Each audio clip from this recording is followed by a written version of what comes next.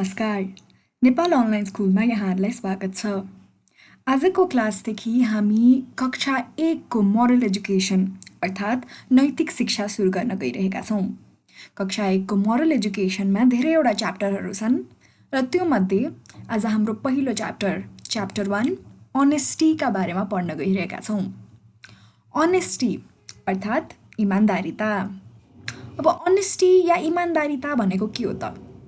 Honesty भनेको it is a practice of always telling the truth. जे situation भए पनि, हामी जस्तो अवस्थामा भए पनि हामीले जहिले साँचो बोल्नुपर्छ। त्यही साँचो बोल्ने प्र्याक्टिसलाई नै, त्यही साँचो बोल्ने बानीलाई नै इमानदारिता अर्थात् अनेस्टी भन्ने गरिन्छ। अनेस्टी भनेको जुन सामान आफ्नो होइन त्यो सामान नलिने, अरूसँग कहिले पनि झुट नबोल्ने, जहिले पनि साँचो बोल्ने, अरूको कुनै सामान लिएको छ भने फिर्ता दिइहाल्ने, आफूसँग लुकाएर नराख्ने, यो सबै बानीलाई, यो सबै प्र्याक्टिसलाई अनेस्टी भन्ने गरिन्छ। अब अनेस्टी भनेको के हो त बुझ्यौँ हामीले, तर हामी अनेस्ट चाहिँ किन हुनुपर्छ त त्यो बुझौँ है। Why should we be honest? हामी किन हुने त honest? We feel free and fine after telling the truth. जस्तै मैले चाहिँ आज होमवर्क नै गर्न बिर्सिएछु रे।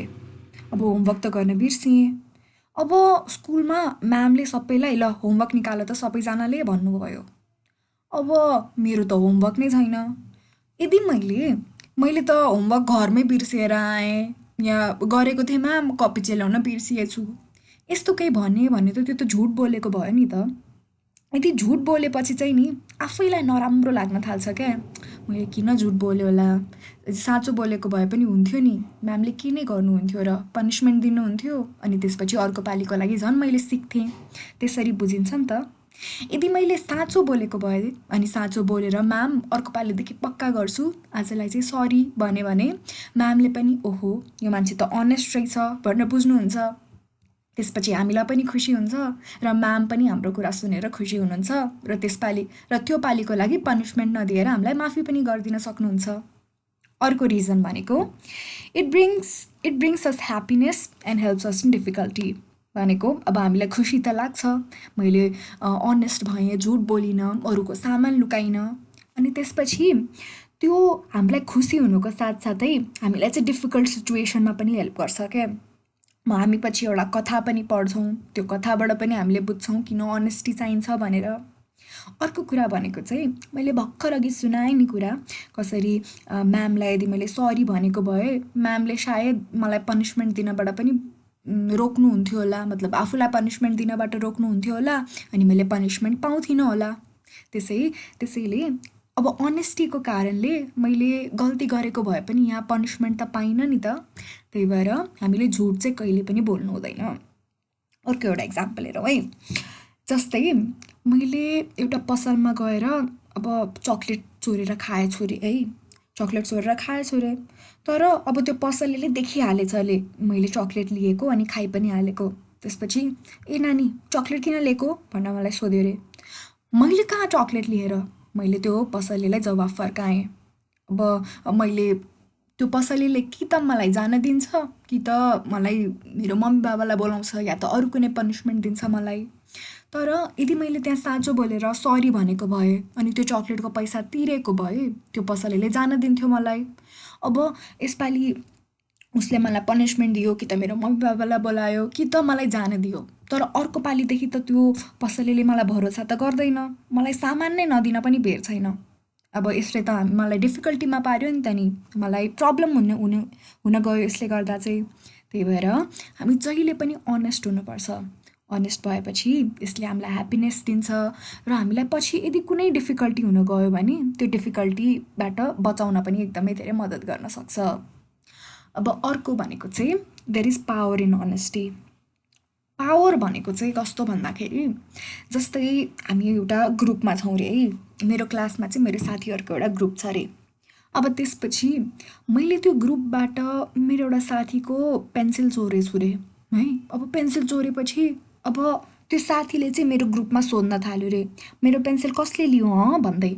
अब त्यहाँमध्ये मैले लिएको छु। यदि मैले अनेस्ट नभएर झुट बोलेँ भने, मैले लिएको छैन तिम्रो पेन्सिल भने अब उसले त पत्याउँछ किनकि उसलाई त थाहा छैन मैले लिएको छु उसको पेन्सिल। त्यसपछि अरू सबैले पनि मैले लिएको छैन भन्छन्। अब सबैजनाले मैले लिएको छैन भनेपछि अब त्यो साथीलाई त थाहा छ नि त कसै न कसैले त लिएको हो भनेर।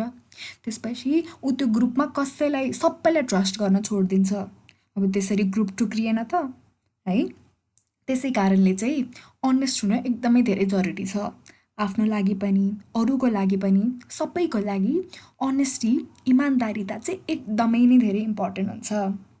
यदि हामीले कुनै गल्ती गरेको छौँ भने त्यो गल्तीपछि सरी भन्नुपर्छ। अरूको सामान कहिले पनि लिनु हुँदैन, लिए पनि फर्काइहाल्नुपर्छ। आफ्नो झुटो कहिले बोल्नु हुँदैन, जहिले साँचो बोल्नुपर्छ। त्यसरी हामीलाई खुसी मिल्छ, हाम्रो वरिपरिका सबै मान्छेहरूलाई खुसी मिल्छ र यसरी सबैले हामीलाई ट्रस्ट पनि गर्न सक्छन्। त्यसैले we should always be honest. How can we be honest त? मैले यो कुरा त अगाडि पनि भनिसकेँ। We should always tell the truth. कहिले पनि झुट बोल्नु हुँदैन, जहिले साँचो बोल्नुपर्छ। If you have done anything wrong, apologize every time.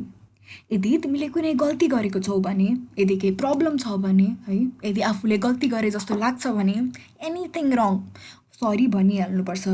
किनकि अपोलोजाइज गरेन भने त्यो अर्को मान्छेले चाहिँ तिमी सरी छौ भनेर कसरी थाहा पाउँछ त?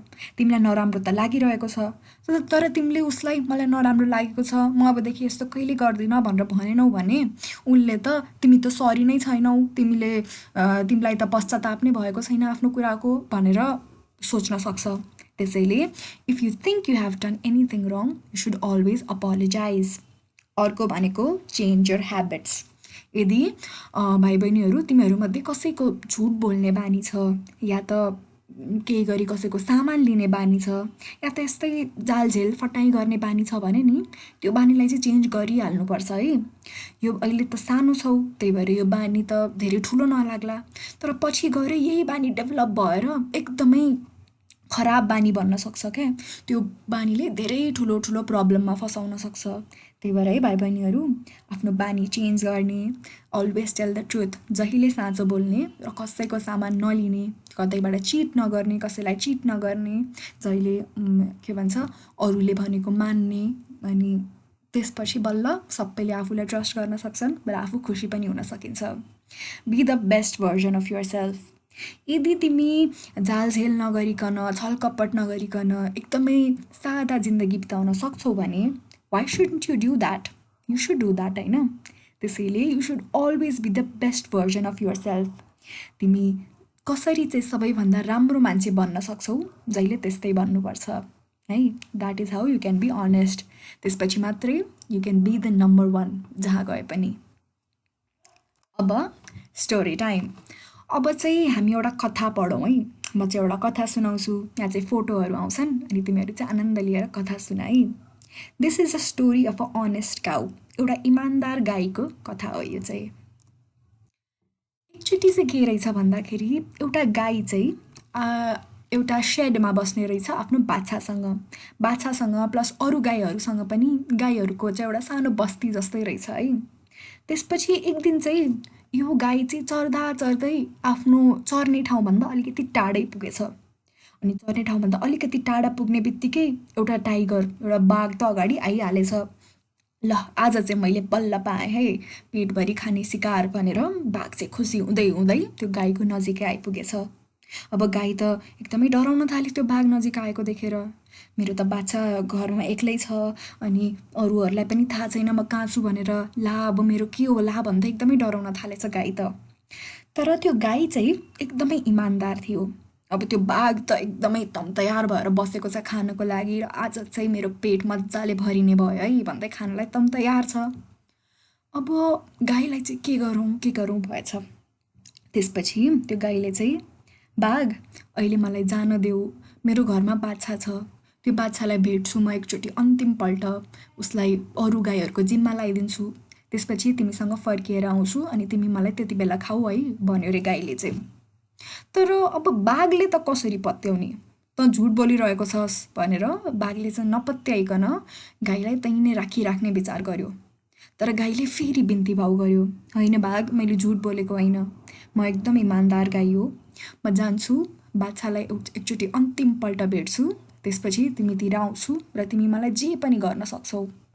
र त्यसपछि चाहिँ बाघले पनि एकछिन सोचेछ, यति धेरै भन्दैछ, एकचोटि छोडी नै दिनु पर्यो, यो गाई हेर्दा पनि इमान्दार नै छ भनेर बाघले सोच्यो। त्यसपछि बाघले चाहिँ त्यो गाईलाई जान दियो। अब त्यसपछि त्यो गाई चाहिँ बिस्तारै आफ्नो अरू गाईहरूको बस्तीमा आइपुग्यो। ऊ आफ्नो सेडतिर, आफ्नो बस्ने ठाउँतिर आइपुग्यो र त्यहाँनिर चाहिँ उसको बाछा थियो। र रुँदै रुँदै उसले बाछालाई भन्यो, हेर अहिले मलाई बाघले खान लागेको छ, र यो अन्तिम पल्ट म तिमीसँग भेट्न आउँदैछु, त्यसैले तिमी अब ज्ञानी भएर बस्नुपर्छ, अरू गाईहरूले भनेको कुरा मान्नुपर्छ, म अब तिम्रो लागि हुन सक्दिनँ, मलाई बाघ भएको ठाउँमा जानु छ, उसले मलाई खान्छ अरे, त्यसपछि तिमी आजदेखि मलाई भेट्न पनि पाउँदिनौ, त्यही भएर चाहिँ तिमी एकदमै ज्ञानी भएर बस्नुपर्छ है, गाई भन्दै थियो बाछालाई। त्यसपछि यो भनेसँगै अब दुवैजना त रुन थालिसकेका थिए। त्यसपछि त्यो गाई चाहिँ अरू गाईहरू भएको ठाउँमा गयो। हेर्नुहोस्, अब मलाई बाघले खान लागेको छ, त्यसपछि मेरो बाछाको हेरचाह चाहिँ अब हजुरहरूले गर्नु पर्यो है भनेर गाई चाहिँ अरू गाईहरूलाई भन्न थाल्यो। अब रुँदै रुँदै गाई फेरि बाघ भएको ठाउँमा फर्कियो। बाघ त अचम्म पर्यो, उसले त सोचेकै थिएन गाई आउँछ भनेर। आयो त तिमी त फिर्ता, बाघले भन्यो। आउँछु भनेको थिए त नि बाघ दाइ। त्यसपछि गाईले भन्यो। अब बाघ त अचम्म पर्यो, कस्तो इमान्दार होला यो गाई त, अब चाहिँ छोडिदिनु पर्यो है यसलाई, बाघले सोच्यो। त्यसपछि त्यो बाघले चाहिँ भन्यो, गाई तिमी एकदमै इमान्दार रहेछौ, मैले बुझेँ, तिमीले आफूले जे भन्यौ त्यो कुरा मान्यौ, तिम्रो बाछा घरमा एक्लै होला, जाऊ आज म अरू केही खाउँला, तिमीलाई खाँदिनँ। गाई त यो सुनेर अचम्म पर्यो, साँच्चै जाउँ, हजुरले खाने भन्नुभएको होइन मलाई। त्यसपछि त बाघले, होइन, तिम्रो इमान्दारिता देखेर म एकदमै धेरै खुसी भएँ, जाऊ आफ्नो बाछा भएको ठाउँमा, आज म छोडिदिन्छु तिमीलाई। त्यसपछि गाई बाछा भएको ठाउँमा गयो। बाछा आफ्नो आमालाई देखेर एकदमै धेरै खुसी भयो र गाईले खुसी हुँदै हुँदै सुनायो, देख्यौ मेरो इमान्दारिताले गर्दा बाघले छोडिदियो र म फेरि तिमी भएको ठाउँमा फिर्ता आउन पुगेँ। यसरी नै कथा सकियो। यहाँ हामीले यो कथामा सुन्यौँ कसरी आफ्नो इमान्दारिताले गर्दा गाई चाहिँ बाघबाट पनि बचेर आयो, आफ्नो मृत्युको मुखबाट पनि बचेर आयो, आफ्नो बाछा भएको ठाउँमा मात्र उसको इमान्दारिताले गर्दा। यदि गाई फिर्ता नआएको भए के हुन्थ्यो होला? सायद बाघ गाईलाई खोज्दै खोज्दै गाईकै बस्तीमा जान पुग्थ्यो होला र त्यो गाईसँगै अरू गाईहरूलाई पनि हार्म गर्न सक्थ्यो होला, अरू गाईहरूलाई पनि खान सक्थ्यो होला, या त त्यो बाछालाई केही गर्न सक्थ्यो होला त्यो बाघले। तर गाई इमान्दार थियो, त्यसैले आफ्नो ज्यानको साथसाथै उसले अरू सबैको ज्यानलाई जोगायो। What did we learn from this story? यो कथाबाट हामीले के बुझ्यौँ त? Being honest makes us brave. यदि गाई अनेस्ट नभएको भए ऊ डराइ आफ्नै ठाउँमा मात्रै बसिराख्थ्यो होला, फिर्तै जाँदैन थियो होला, र फिर्ता नगएपछि झन् उसलाई डर लाग्थ्यो होला, अब कुन बेला बाघ आउने हो, कुन बेला मेरो बाछालाई पनि लिएर जान्छ कि बा भनेर। तर गाई अनेस्ट थियो, त्यही भएर बहादुरीका साथ ऊ बाघ भएको ठाउँमा फर्कियो। त्यसै गरी अब रियल लाइफमा त बाघ र गाईको सिचुएसन नआउला, तर अरू कुनै सिचुएसन आउन सक्छ नि। हामीले क्लासमा स्टुडेन्ट टिचरको सिचुएसन, या त एक्जामको बेला हामीले एक्जाम लेखिरहेको बेला अरू कसैले हाम्रो एक्जामको पेपर हेर्ने सिचुएसन, या त घरमै या त बजारतिर किनमेल गर्दा सिचुएसन, या त साथीहरू बिच, यस्ता धेरै सिचुएसनहरू आउँछन्। हामीले कुनै पनि बेला झुट बोल्नु हुँदैन, अनि अनेस्ट भएपछि द्याट मेक्स अस ब्रेभ, हामीलाई बहादुर बनाउँछ। अर्को कुरा भनेको चाहिँ honesty can save us from difficult situations. जस्तै यहाँ पनि कसरी त्यो मृत्युको मुखबाट गाई बचेर आयो आफ्नो अनेस्टीले गर्दा नै। त्यही भएर honesty can save us from very difficult situations. हामीलाई पनि यस्तै डिफिकल्ट सिचुएसनहरूबाट अनेस्टीले बचाउन सक्छ। त्यस्तै honesty brings peace and happiness in life. अनेस्टीले गर्दा हाम्रो लाइफमा सुख र शान्ति आउँछ। हामीले डराइ बाँच्नु पर्दैन, अरूको अगाडि पनि दिल खोलेर बोल्न सक्छौँ, यस्तो अकमकाइ राख्नु पर्दैन। अरूको अगाडि बोल्दाखेरि हाम्रो मन चङ्गा हुन्छ, एकदमै मुटु खाली हुन्छ, अनि फेरि हामीलाई एकदमै खुसी हुन्छ जीवनमा, र हामी जीवन एकदमै खुसी साथ बिताउन सक्छौँ। फाइनल कुरा भनेको चाहिँ Honesty is the best policy. यो भनेको चाहिँ एकदमै प्रचलित भनाइ हो. Honesty is the best policy किनकि honestyले गर्दा नै हामी जिन्दगी एकदमै खुसी साथ बिताउन सक्छौं. त्यसैले भाइ बहिनीहरू, आजको क्लासमा हामीले के बुझ्यौं त? Honest हुन एकदमै धेरै इम्पोर्टेन्ट छ. इमानदारीताले नै हाम्रो जिन्दगीलाई खुसी र सुखी बनाउन सक्छ. Thank you for attending my class. आजको क्लास चाहिँ यति नै गरौँ. यदि हजुरहरूलाई यो च्याप्टरको बारेमा केही क्वेशन छ या त मेरो लागि केही क्वेशन छ भने हजुरहरू त्यो क्वेशनहरू चाहिँ कमेन्ट सेक्सनमा राख्न सक्नुहुन्छ या अरू कुनै मिडियमबाट मलाई भन्न सक्नुहुन्छ. Hope all of you will practice honesty every day. सबैजनाहरूले honesty चाहिँ दिनदिनै प्र्याक्टिस गर्नुहुनेछ भन्ने मलाई पुरा विश्वास छ. यति भन्दै आजलाई यति गरौँ. धन्यवाद.